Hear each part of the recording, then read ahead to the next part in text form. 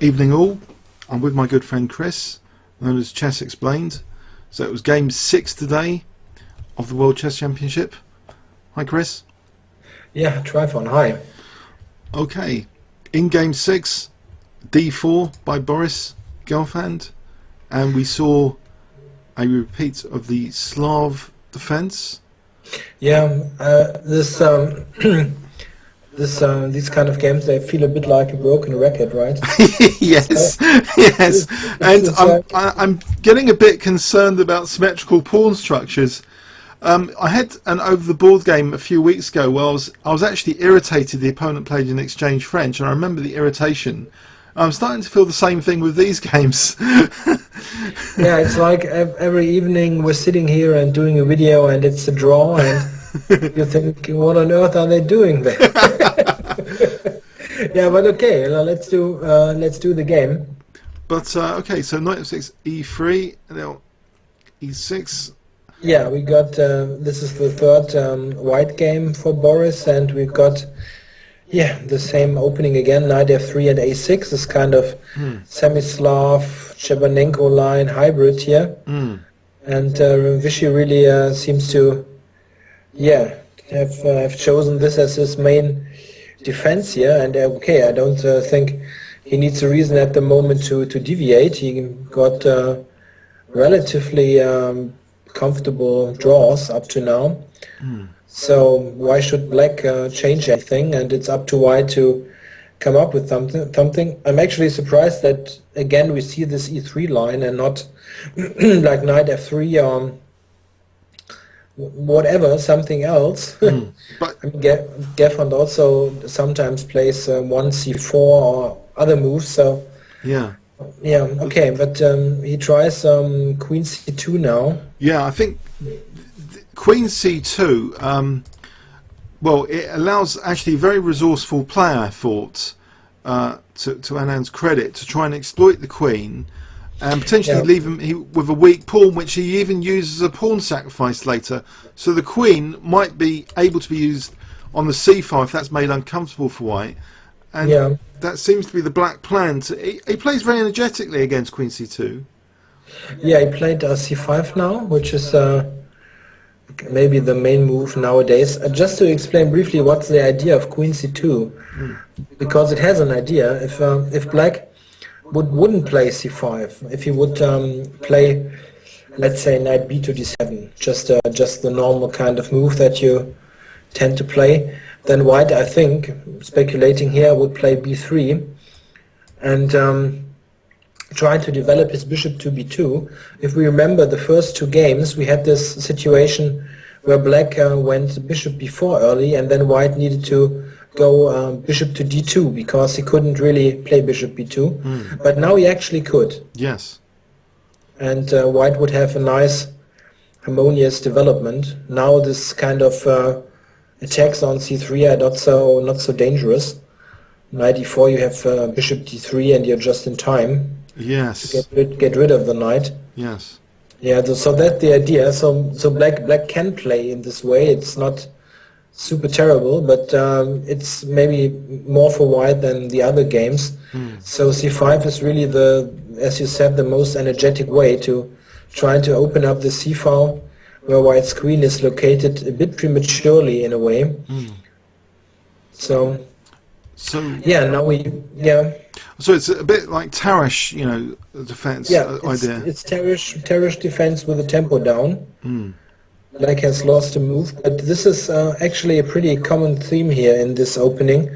If white, for example, which has been played against me a couple of times, instead of queen c2, if white plays a move like a4, this is also sometimes played, trying to prevent b5.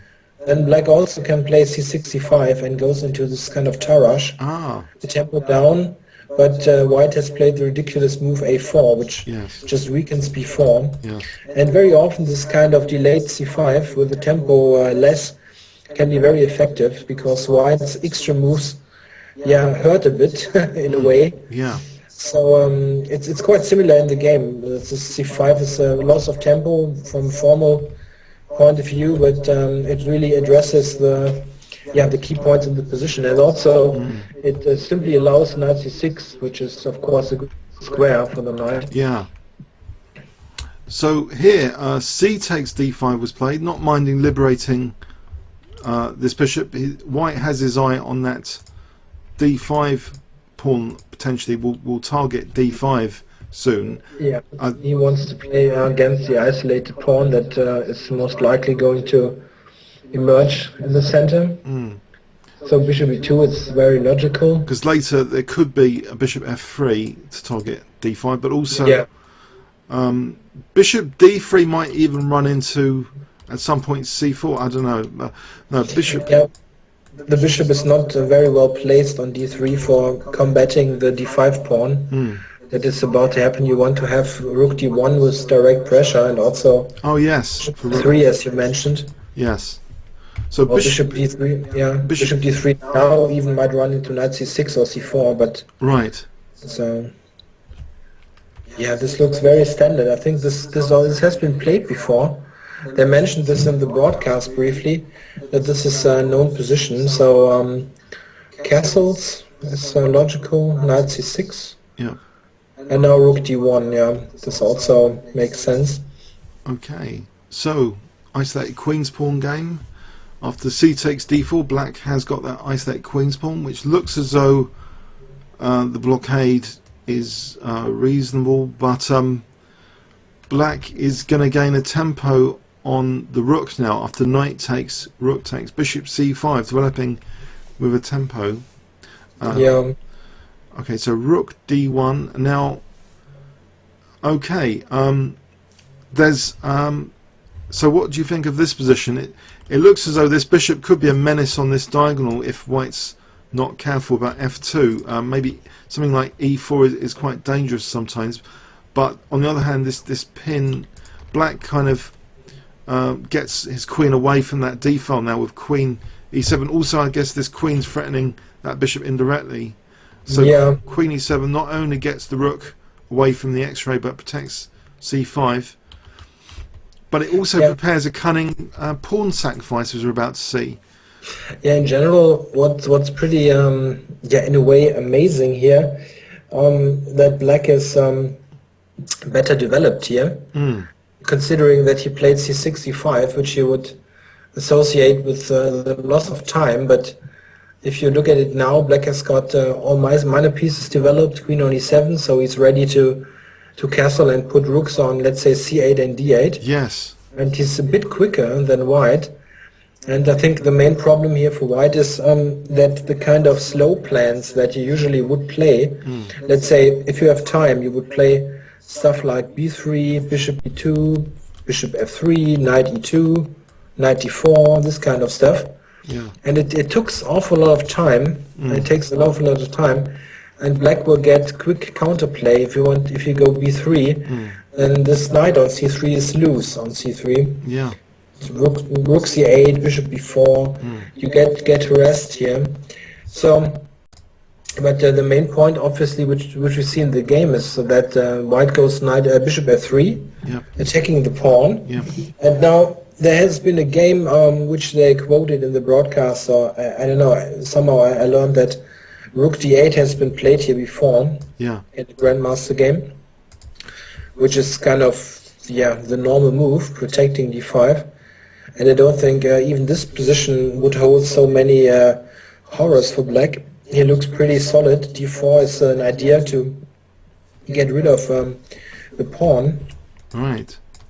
Yeah, so that's not just the defensive move, rook d8, but Anand, so he plays energetically, very energetically, not even, because sometimes you can make your pieces passive if you try and let them protect a weakness. Yeah. So making it a kind of gambit now, he just castles. Yeah, this is of course the move you want to play, besides the fact that it loses a pawn. And it turns out that losing a pawn didn't really matter so much here. Yeah, and Gelfand took it. I think if you don't take it, I don't see how you purposefully get your pieces out. Well, maybe black has the option now of using this rook if needed. Rook to f to d8 and then the other one here. That would be more comfortable, wouldn't it? to have both rooks Yeah. with d4 as a potential threat still. So yeah, blimey. So White's kind of, unfortunately, it seems White hasn't got that pleasant a position then if he's forced to accept a kind of gambit here. Yeah, But this I think. bishop's passive, locked in by its own pawn. Yeah, I think Gelfand did see that knight takes d5 doesn't lead to anything. But the problem is that what would you do to play for a win here? You need to consider. Yeah, it's not easy because the queen is somewhat bad on c2. Let's say you play b3, just for instance, Yeah. to trying to develop, and maybe a move like rook c8 simply. Bishop b2. Yeah, bishop b2, and now the question is bishop b4? Is this annoying, like pinning? Then you can maybe go queen d3. Yeah, it's not such a big deal. I wonder.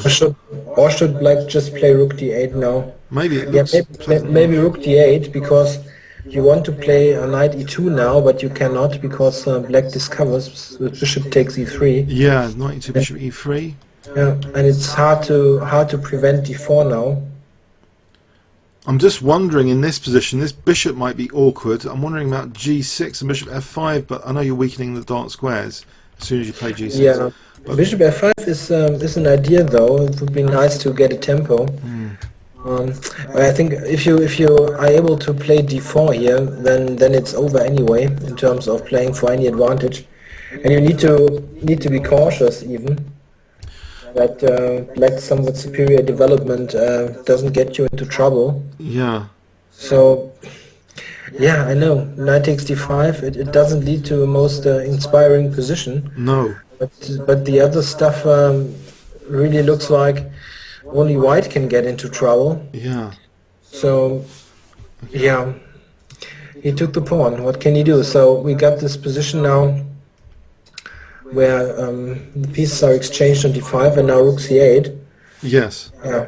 And now there's limited white options here. Isn't there? Because if he doesn't do what he played, which is bishop d2, what does he do here? Yeah, he can easily drift into a very, very awkward position if he doesn't immediately tries to get his pieces into play. What would be the most Which he- painful if b3? I wonder about bishop e3 or just bishop d4. I mean, I suppose Yeah, the rook. yeah, this is just horrible. But it's hard to suggest a move. Let's say queen b3 maybe to get out of the discovery of the bishop, just to try and move. And now,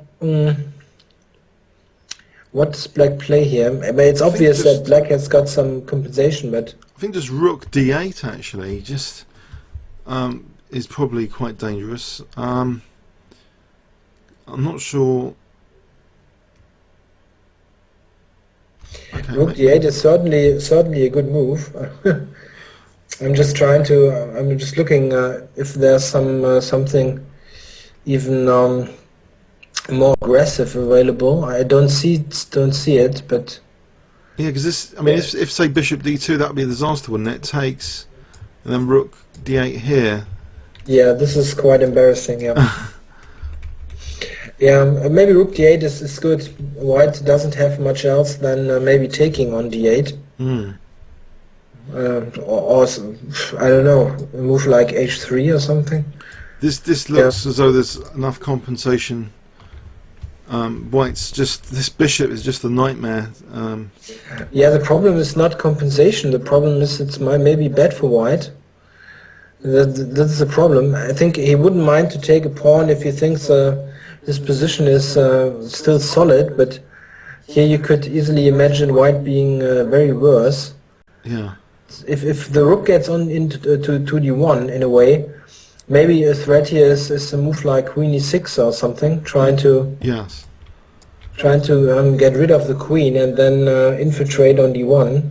Yes, actually, I did do a bit of an engine check earlier, and there was this variation I found. Well, in some other point of the game, where even after queens came off, rook d1 check, Yeah. king moved rook h1, and black had this nasty pin then on the bishop, and that was enough compensation. It was better for Yeah. black even. So Yeah, maybe put it on the board just to show, because it's a really useful motif to know. Let's say white goes h3, yeah, to make yourself a bit of room here for the king. yeah, Queen e6, queen takes e6, rook d1 check, of course, king h2, and then takes. And now it's can be quite an issue to get this piece developed. yeah. Well, maybe b3, yeah. Now in this position, I wonder about the check to force g3 to sort of weaken the second row a bit, because then if bishop b2, rook Yeah, b2. you have the check, yeah, they have a check. Check g3, bishop e5. Ah, bishop e5, even more painful to stop bishop b2. Yeah. This kind of stuff, and it's hard to see how white gets get rid of the rook. Maybe you can even go. Maybe you can go king g2, f3 to I e2. don't think there's time because of this, that maneuver. So let's see, if it's black to play here, bishop c3. Yeah, this is the very direct, but also very good, good continuation. Yeah, you're right. Yeah, this is something white needs to avoid, and this is kind of the danger in this position. Your back rank is a bit weak, and you simply don't have your pieces out. Yeah, So rook ac8 sort of, yeah, maybe forces white to play what he played. It's also what Gelfand said in the press conference, that he tried to make lines work where he grabbed the pawn, and I mean not only grab it but also keep it. But he said he's the only one risking something there, not even risking a little.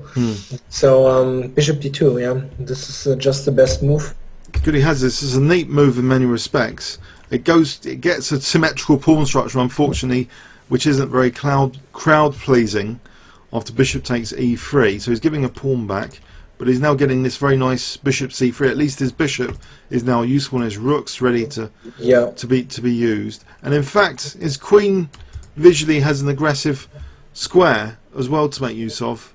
Yeah. Well, this is just the kind of variation where white doesn't have any problems at all, and maybe he's even got a little bit of an advantage. Not it's not too dramatic, but the bishop on c3 is a fine piece. It's nicely protected, blocking the c file, and you've got this idea of queen f5, rook to d7, and well, it's a little bit of something. Not much, but at least white doesn't risk anything and still can try a bit. But okay, Rishi is maybe the best defender that there is, so it's hard to beat him. Yeah, bishop b6 was played. Now queen f5, which seems to create an immediate threat of rook d7, for example.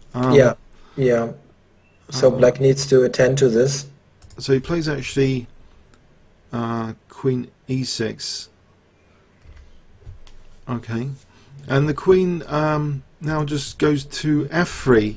So maybe b7 could be vulnerable in some variations, but also g7 looks eyed as well in some lines. And this next move seems to want to blunt this bishop. Exactly. He wants to avoid any nasty business on g7. So this is certainly a recommendable move here. f6. You need to be cautious all the time to weaken your king, but it's not that white can make any use of this, and it's just more important to get rid of potential threats on g7. Yeah. So looks like a fine move, and now h4.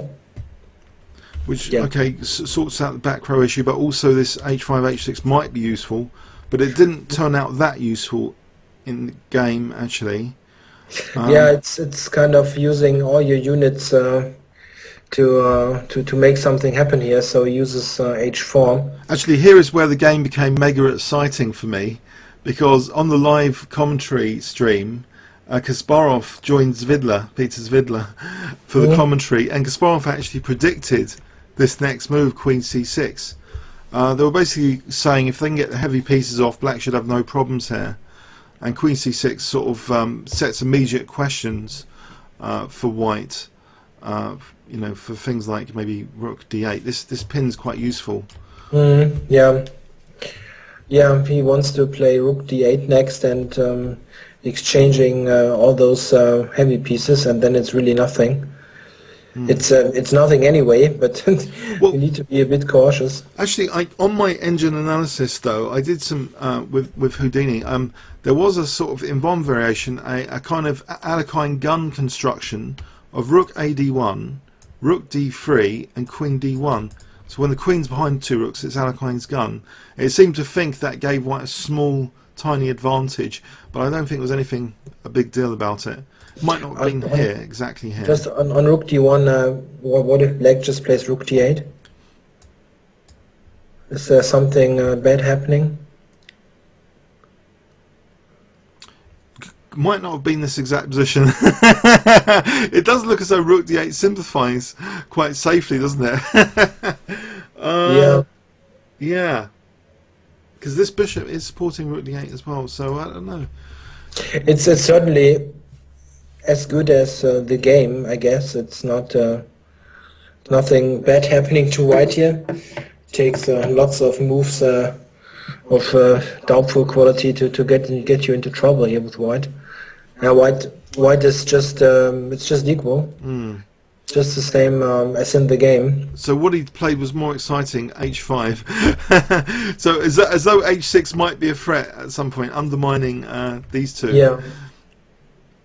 Yeah, Rook D8, just chop everything off here, and now we get this position where Black allows this split pawns. Yes, but and Kasparov gave, if H6, this isn't such a hot move here. What was played was actually Rook E1, but if H6, Black has just G5 or even G6, because here this pawn, if it's taken, well, there's at least two moves which are interesting. Bishop takes F2 with the idea of Rook F8, or just Rook D2 looks good as well. But maybe I don't know what's absolutely best. Rook F8 also. Rook F8. Rook F8. That's another move as well, isn't it? Yeah, it's interesting at least. I mean, Rook F2 and Rook D2 and takes on F2 was fine also. This doesn't look so bad also. Yeah, if you're winning B2... It could be risky though. You need to be cautious in the position. Pawn.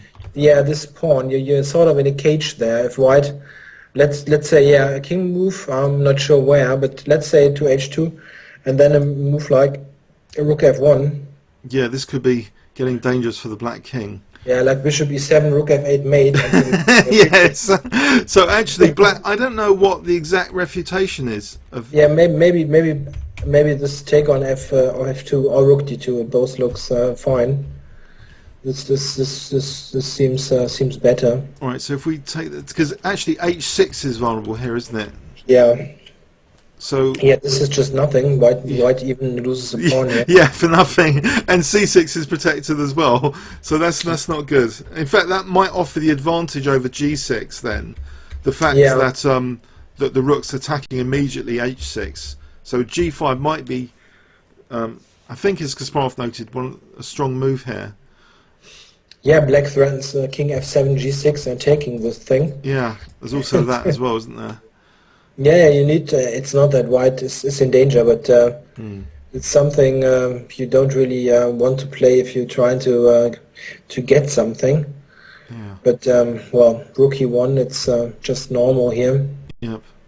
So And, the invasion point's covered elegantly with King F7. Now, assuming, I suppose he's done A and he's going to do B, followed by C. He's done A, so B is playing G4. It does support that, but it does mean this pawn might be vulnerable. And of course, with E7 guarded, now Black can get away with this next move, Bishop D4, without any problem. Because if rook d1, there's bishop takes f2, that would be a disaster. There's no useful pin there. Yeah. So this g4 is exposed as a weakness, and actually the engines have it as almost dead equal on evaluation now. This rook and the it's quite just is. What can you do? Yeah, it's just the visual basis of the symmetrical pawn structure, and of course the massive simplifications. But yeah, this ending here, so takes rook d4. It is close to being completely, well, it's nothing. But should we demonstrate what could happen? Sorry, what could happen here? So this is where they agree to draw. Yeah. Yeah, I think this is drawn in more than one way. Let's see what's the most accurate way. Well, I think if you want to try anything at all, then must be f3 here to cover this. Otherwise, black just takes g4. Yeah. So and now it's a question. I don't think you want to play a passive move here, but you can just play rook d1 and rook d2, right? Oh right, yeah. Win this with the check. Sorry, yeah, much stronger than rook d2. Just yeah, check. I stupid. I was also thinking just rook d2. You can just grab this pawn and I'm actually be a pawn up here. Yeah, again. Or white gets it back with rook a3. It's nothing. No, then rook b6. Yeah. Yeah, this was actually stupid. Yeah. So he can't actually play f3. That's an important note then. So white would perhaps have to play rook takes c6, allow g4 to drop. And black. Yeah, you can play a5. You can play rook a4. Yeah. Rook a4 looks a bit strange, but even this is possible. A5 maybe just advancing this pawn. You can always play a4, covering it from the side, and also rook g5, attacking h5. Yeah. Yeah, it's very drawish. It's in the balance. Yeah. So, but it did have its points of drama, this game. Should we do a quick review then, or? Yeah, let's go quickly through it. Okay, so a new variation with Queen c2, which was pounced on energetically by Anand as black, to his great credit, making it into a sort of very active gambit. But white countered this by just sacking the pawn back, so we ended up with a symmetrical pawn structure, unfortunately for the crowds watching this game all around the world. Symmetrical pawn structure. White's pressure here after queen f5 was parried energetically with this very good idea of f6 and queen c6, this useful pin. And then the h5 plan didn't seem to have too much bite to it in terms of h6, because black has resources. So we ended up with some more heavy pieces coming off, and the rook ending offering not much. Okay, so they agreed. Yeah, it's very precise play, but unfortunately it's not the kind of chess that makes you get out the champagne bottles and celebrate. But what can you do? It sort of happens if both players don't take so much risk. You cannot really blame the black sides in those games. It's really in those matches.